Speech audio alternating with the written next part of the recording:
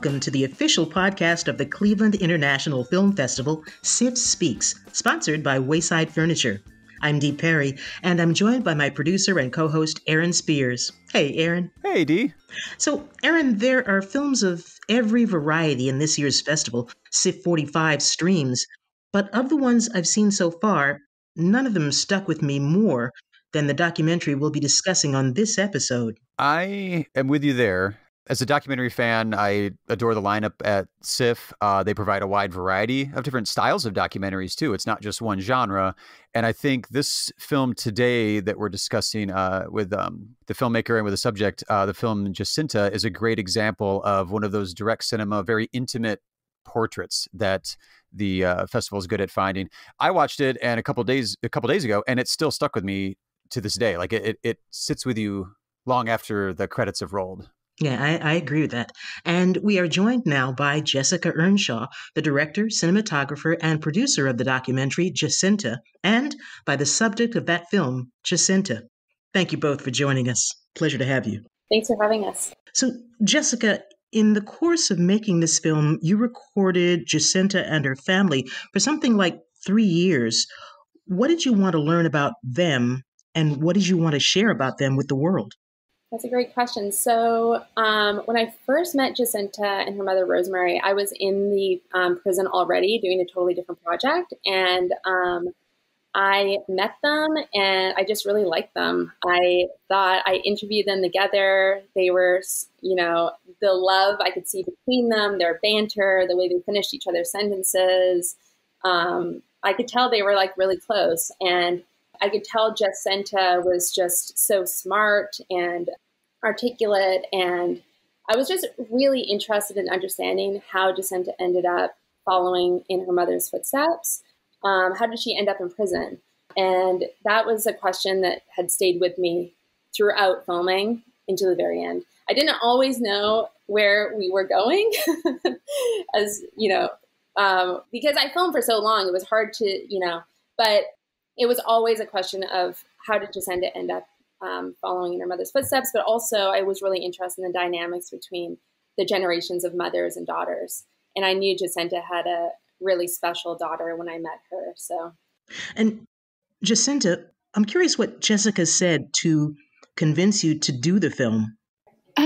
Actually, Jessica really didn't say much to convince me. It took me a while to grasp the idea that, my hidden secrets were going to be exposed to the world.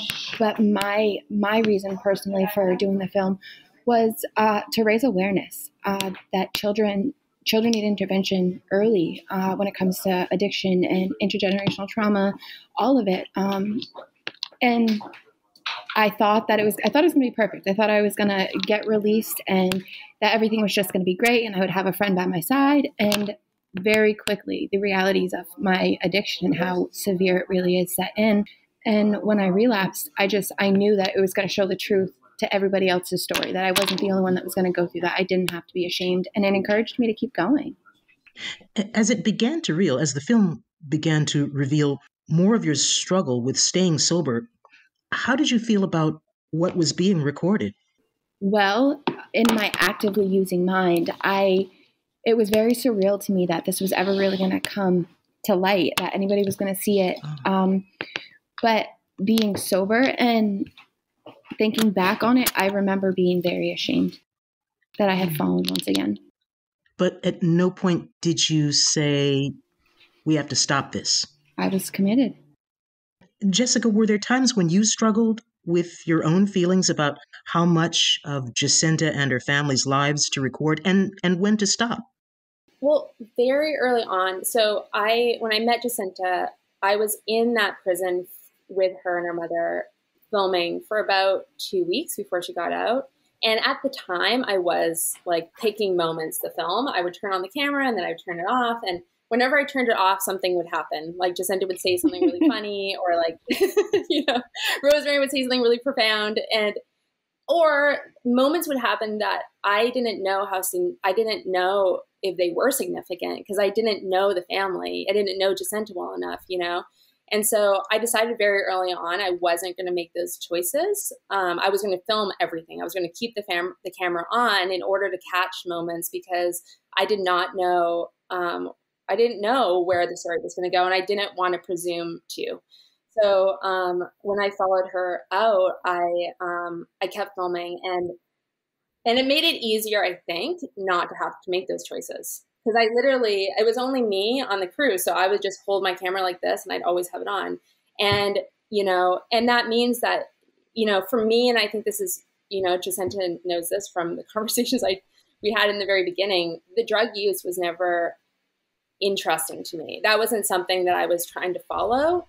So if I filmed her using, it was like I was waiting for the phone to ring, or like Jacinta, and that happened. You see in one of the moments, Rosemary calls in, and it was just, thank God I had the camera rolling, But I think where it was, the struggle for me, I think, was at the very beginning when Jacinta started to use, because I really cared, about Jacinta, and we'd been together for about 30 days up to that point, and I think Jacinta didn't think she was going to use when she was in prison. I mean, she had these dreams of going to the sober house, and I thought I was going to do a short film at the beginning. I didn't think I'd be around long enough. But I think ultimately it's not a story about me and my feelings and struggles seeing Jacinta use. It's about being a witness to Jacinta. And, and she was, as she said, committed, and I was committed because she was committed. And anyways, the rest is history. Well, Jessica, being your first feature-length documentary, but having a career, very established career in photography, what were the steps that led you to move from photography into filmmaking? You mentioned just a minute ago that it was you were thinking about it as a short at first. I guess, like, what made you migrate to film, motion pictures first, but then at what point did you realize also, hey, this is probably going to be a feature here? So I was in the prison photographing aging in prison, and I was photographing this older woman who was friends with Rosemary, Jacinta's mom. So I spent a lot of time with Norma and all these women in the prison, and I ended up just getting to know Rosemary, ended up meeting Jacinta. I was thinking of doing I was actually originally thinking I would do a photo essay following a bunch of these women, and I interviewed Jacinta and Rosemary together on video. And I normally recorded people with an audio recorder, but for whatever reason, I recorded them that way. And I was really seeing them together, like literally seeing them together on that video, even watching it later. I was like, there's something so dynamic and interesting. I just couldn't put my finger on it, And so that's what made it into a film. I was just like, I can't get photography's limiting as far as getting that kind of feeling. And then short film to feature film was because I just I had so many hours after 30 days. The idea of trying to whittle that down to 10 minutes, just something I didn't really want to do. I don't know. It kept going. I mean, we just kept filming. I think it became a feature probably after 4 months of filming. I think that's how documentaries evolve sometimes. There's plenty of interviews with documentarians that are like, it became a feature because I just couldn't stop filming because life kept happening and there was, reason to keep the cameras rolling. That said, though, your film won the Albert Maysles Award at Tribeca, and to me, the film had that immediacy, that direct cinema vibe to it. Were there certain filmmakers or specific films that you looked to for inspiration as you were filming or as you're editing or any step along the way in producing this? Yeah, I think at the start, I love Albert Maysles' work. It was a huge honor to win that award. And, I know his whole philosophy of loving your subjects is something that I really resonates with me. I could not do any film where I didn't love the people I was with, it just, for me, I am a filmmaker, but I'm also, a person, and I don't like hanging out with people I don't like hanging out with. And I really enjoyed my time with Jacinta. So I think that part of it was definitely, something I knew about him and I love about his work, because you can feel his love, especially in Grey Gardens for his subjects. Oh, yeah. But I think in the beginning, I definitely wasn't watching much. When I met Jacinta and Rosemary, and I interviewed them. Jacinta was going to get out in 2 weeks. So the story had already kind of started, and I just jumped on immediately. There was no pre-planning. It was just kind of going, and I stayed there, consecutively for a month before I even left. So I think I watched more during the edit process. I watched a lot of films about addiction in order to because this wasn't a film about addiction to me. And even though there was a lot of addiction parts of it, I wanted to make sure I wasn't doing that film, So I did watch a lot of films in order to kind of understand what I wanted to be different from, or I don't know. Yeah, it's almost like so you're watching examples of what you're trying to avoid rather than what you're trying to emulate. Yeah. It's interesting. Yeah.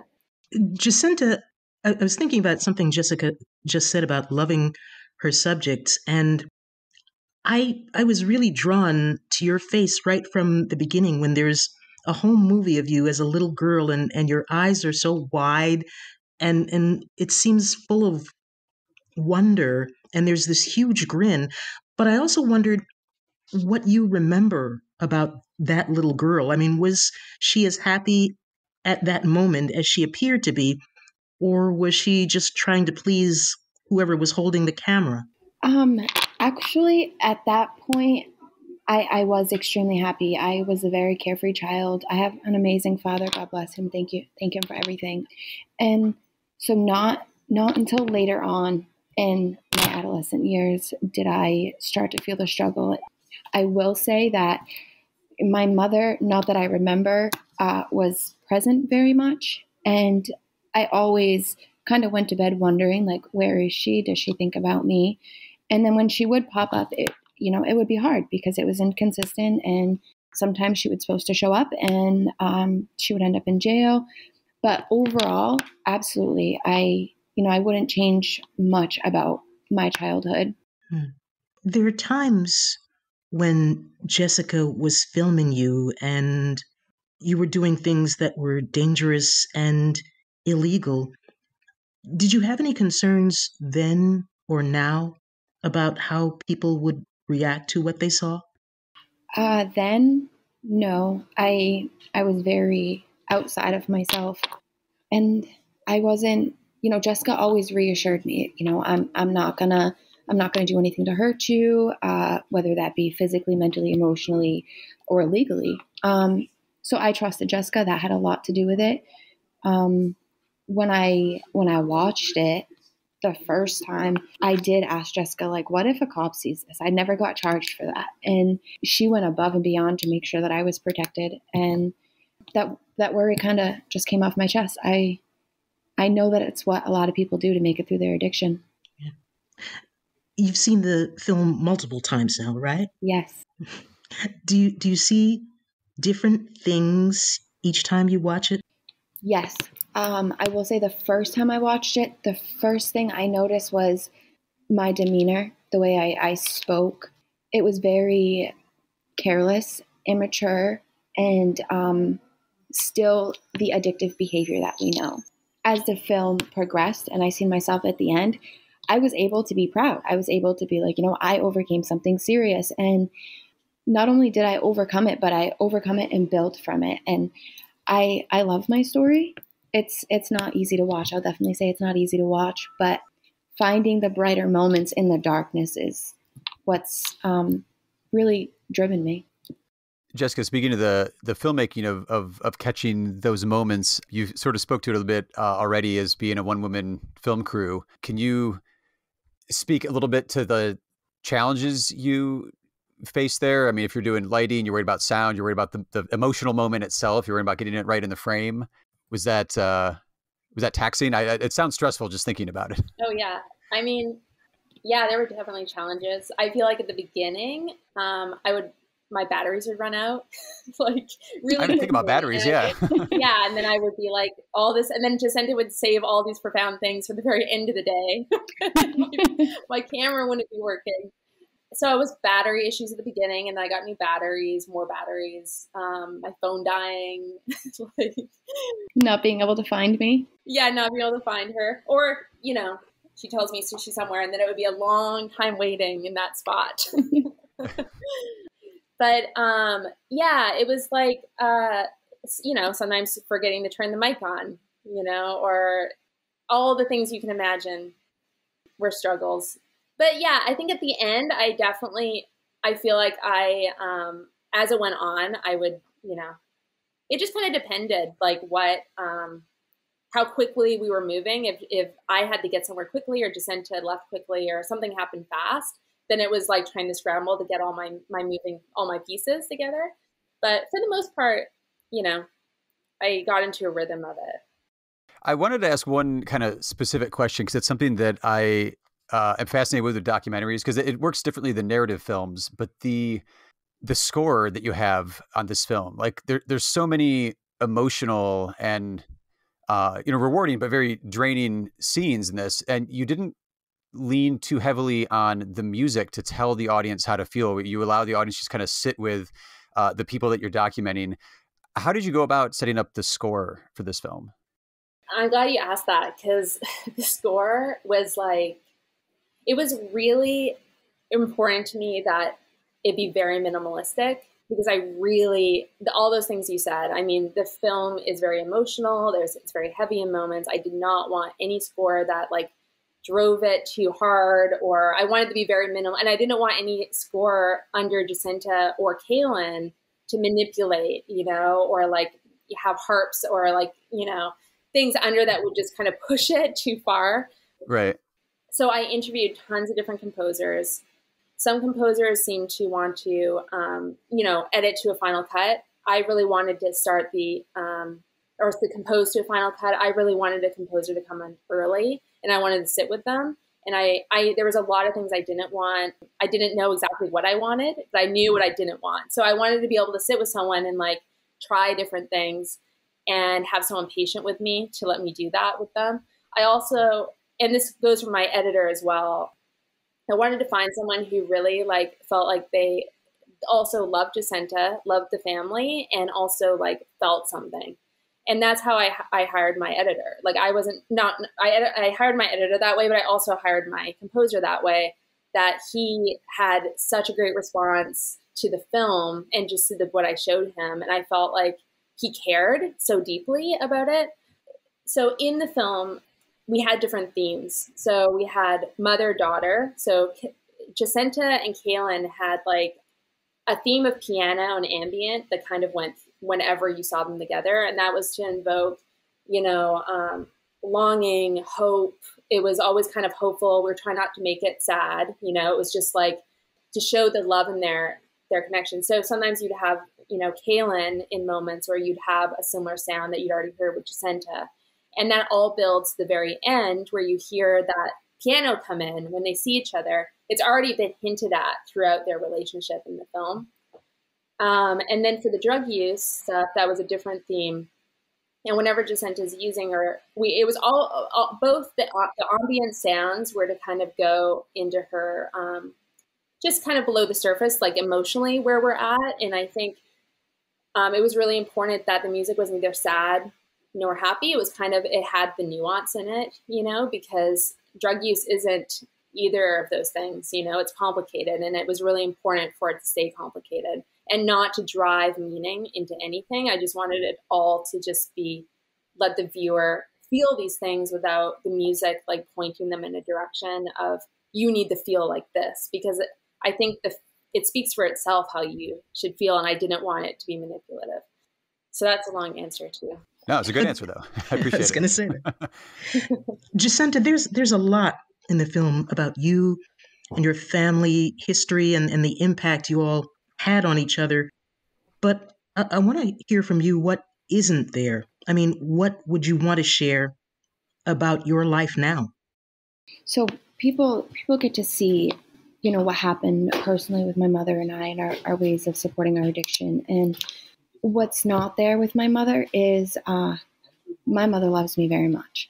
And she wasn't taught how to parent. So I believe that she tried her best. She's a beautiful woman that struggles. And I just hope that people see that sometimes we make decisions and sacrifices not knowing the harm or the effect. And, maybe if my mom had a Jessica when she was my age, somebody to like show her life, she would have been able to see where she could have done differently. But my mother also taught me how to parent correctly by her decisions, and I appreciate that. And what was the second part of that question? What's in your life now that you'd like to talk about? Oh, I'm happy with my life right now. I do have a full-time job and back in school. I have a great relationship with my daughter. I'm in a healthy personal relationship. I've been able to hit the bumps in the road, but still stay on the right path. And for the first time in my life, I'm proud of myself. I'm proud of what I do and who I've become. Very cool. Jessica, your film is getting lots of attention and acclaim, even in these COVID-19 times. What do you hope it can accomplish for people who see it? I hope it can. Okay, so my experience filming this film, I learned so much from Jacinta and her family. Like, I have so much love for them, and it was the thing that kept me going throughout it. If I didn't, I just really care about them, and I think I learned so much personally that if anybody can tell me what they've learned, which I learned, it's so wonderful to me if people can just see how strong and smart and amazing these women are.